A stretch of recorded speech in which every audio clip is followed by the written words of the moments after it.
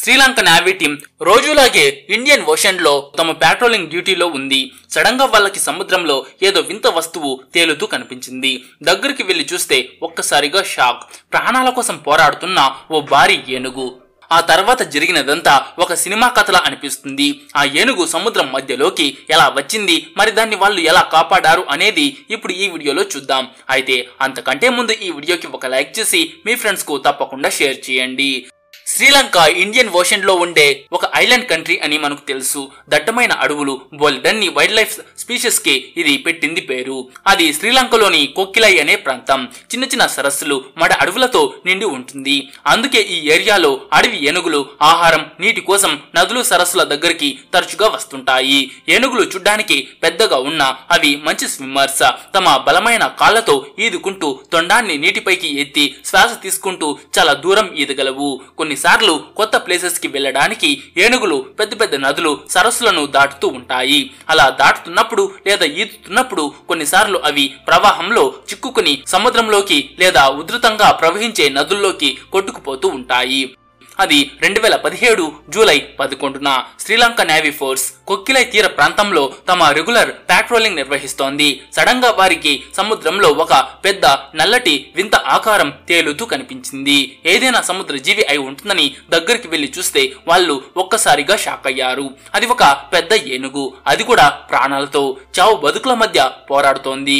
తీరం నుంచి 8 మైళ్లు అంటే దాదాపు 13 కిలోమీటర్ల దూరంలో సముద్రం మధ్యలో దాన్ని కనుగొన్నారు. ఈ వీడియోలో చూస్తేనే ఆ సమయంలో ఏనుగు ఎంతగా అలసిపోయిందో మనకు అర్థమవుతుంది. అంతేకాకుండా తొండాన్ని నీటిపైకి ఎత్తి శ్వాస తీసుకోవడానికి అది చాలా కష్టపడుతోంది. వెంటనే ఏదైనా చేయకపోతే ఏ క్షణమైనా ఏనుగు సముద్రంలో మునిగిపోయే సిచ్యువేషన్ అక్కడ ఉంది. ఏదైనా సరస్సు లేదా నదిని దాటుతుండగా ప్రవాహంలో చిక్కుకుని సముద్రంలోకి కొట్టుకు వచ్చి ఉండవచ్చని వైల్డ్ లైఫ్ ఎక్స్పర్ట్స్ చెప్పారు. కొక్కిలై సముద్రంలో సడన్ గా టైడ్స్, బలమైన అలలు రావడం కామన్. అందుకే శ్రీలంక నేవీ ఫోర్స్ ఆ ఏనుగును రక్షించడానికి వెంటనే ఏదైనా చేయాల్సి వచ్చింది. అయితే సముద్రం మధ్యలో ఒక ఏనుగును రక్షించడం అంత ఈజీ పని కాదు. అంతేకాకుండా ఇలాంటి సిచ్యువేషన్ ని ఎలా హ్యాండిల్ చేయాలో వారికి ట్రైనింగ్ లో కూడా నేర్పించలేదు. కానీ ఆ ఏనుగును అక్కడి నుంచి కాపాడాలి అని వాళ్ళు డిసైడ్ అయ్యారు. అప్పటికే మరిన్ని బోట్లు, diving experts, wild life experts తో కూడిన టీం అక్కడికి చేరుకుంది. ఏనుగును పానిక్ చేయకుండా చాలా జాగ్రత్తగా దాని దగ్గరకు వెళ్లాలని టీం ప్లాన్ చేసింది. ఈ ఏనుగు 2000 నుంచి 3000 కిలోల బరువు ఉంటుందని అంచనా.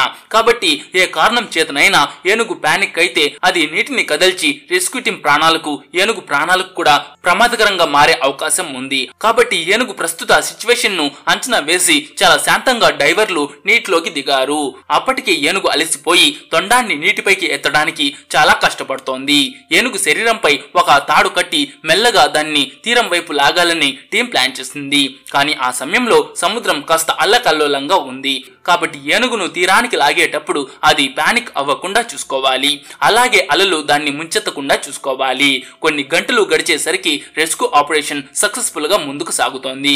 ఏనుగుకు దారి చూపడానికి, సపోర్ట్ చేయడానికి వాళ్ళు బోట్లను ఉపయోగించారు. నెమ్మదిగా రెస్క్యూ టీం తనను కాపాడుతోందని ఏనుగుకు అర్థం కావడం మొదలైంది. కానీ ఇంకొన్ని గంటలు గడిచేసరికి ఏనుగు ఇంకా రెస్క్యూ వర్కర్స్ ఇద్దరు అలసిపోవడం ప్రారంభించారు. అందువల్ల ఏనుగు ఈత వేగం తగ్గి అది అప్పుడప్పుడు మునిగిపోవడానికి ప్రయత్నిస్తోంది. కానీ రెస్క్యూ టీం వదులుకోవడానికి సిద్ధంగా లేదు.